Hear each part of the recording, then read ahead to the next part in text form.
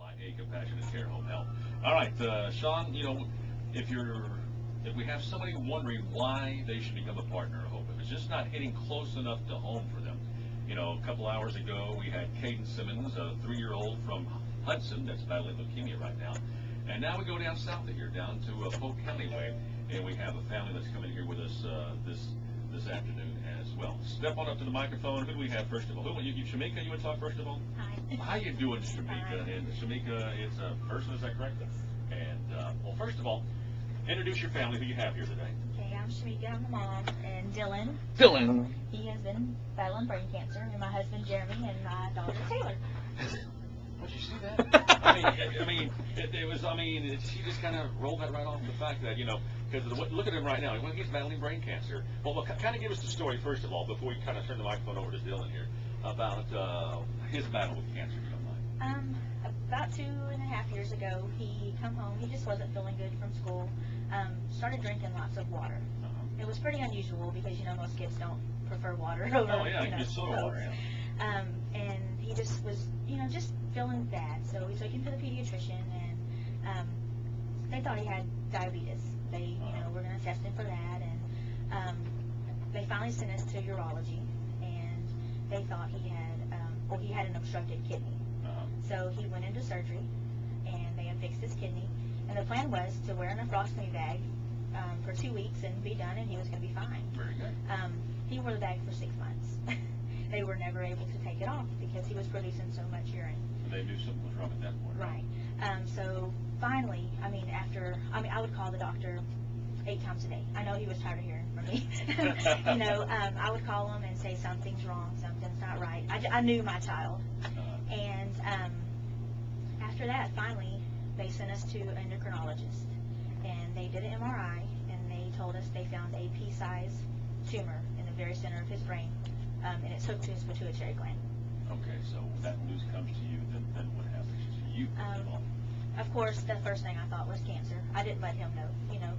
We've always been honest with him, but I didn't let him know I was thinking he had cancer. So the plan was, first of all, to get his hormones and things under control. He developed something called diabetes insipidus, which is a sodium-based diabetes. So he went in the hospital, and they started him on medication and things like that. And then in June of last year, they did another MRI and spinal tap, and it had grown 4 times larger and spread to his spine from February to June. So at this point, I'm like, okay, you have to do something a lot better than traditional radiation, I hear. He slept, his brain kind of went to sleep on us. And, I've been accused of that. Right. He slept about 18 hours a day for 2.5 weeks. He just wouldn't wake up. So that was a pretty scary, thing to have your child not want to wake up at all. But that was really a rare side effect, but he had it. Other ones, just nausea, some of the typical, things that you do with chemo and radiation, just vomiting and loss of appetite, just feeling crummy.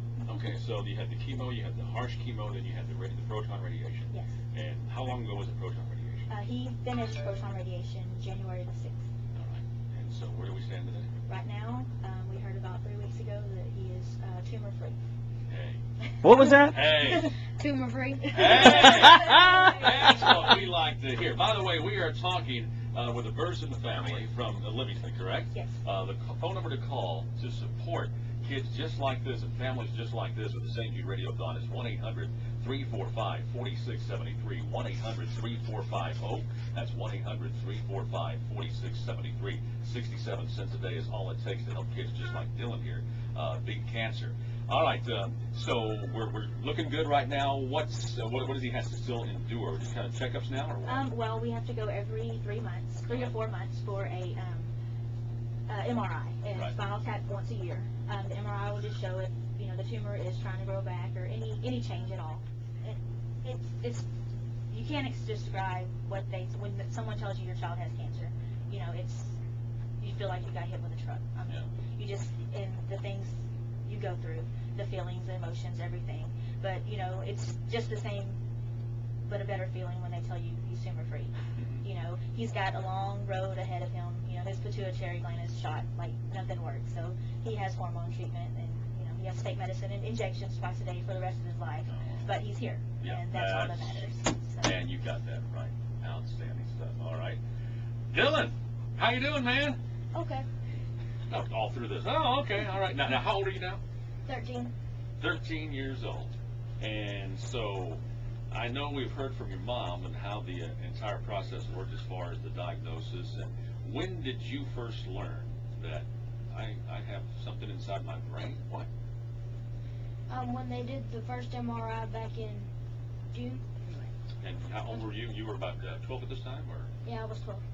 I just turned 13 only a few days ago. So tell me what's going through your mind, besides a small tumor. What's going through your mind when you first get diagnosed? Well, when they told me I had cancer, it felt like I got hit by a truck. Uh-huh. But because you understood everything, right? I understood everything. When the doctor said, you have something in your brain, and we think it's cancer, it felt like I got hit by a truck right there. And so, what about the treatments now? Your mom spoke of the first 2 rounds of chemo. How bad were those? They really weren't very bad.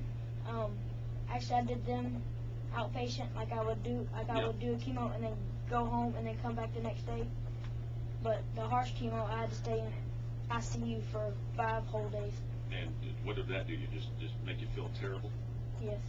All right. So you're in ICU for 5 days, and then you get the news that the tumor has certainly shrunk in size, but it's still there.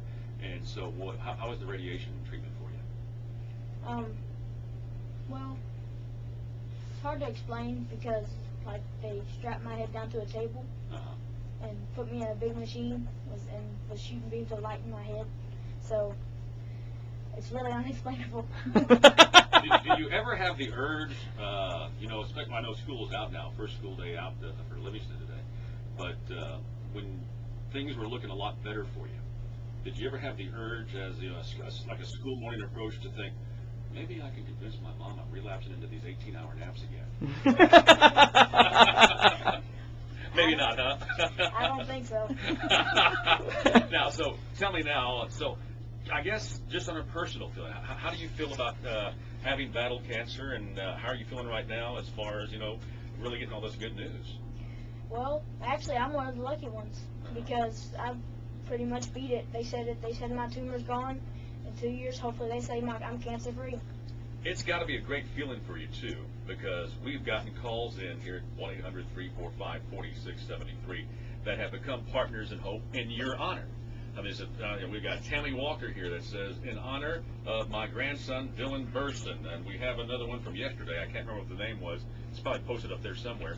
That also donated in your honor to become a partner in hope as well. Do you see the name behind you there? Yes. Who is that? Martha Harvey. That's, I guess you know Martha as well? And so you've got these, these Team Dylan t-shirts. Is that what they are? Yeah. And you've got the armbands. This must feel pretty good to have a whole community in a whole East Texas area, kind of gathered behind your efforts here. It feels real good.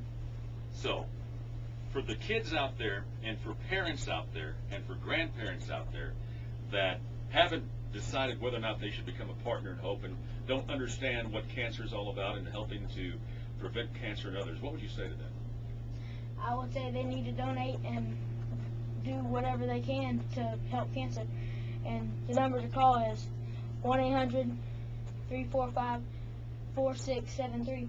Outstanding. 1-800-345-HOPE. 1-800-345-4673. So, you're going on now to the 8th grade? Yes, sir. Got a girlfriend yet? No. Smart man. Very smart.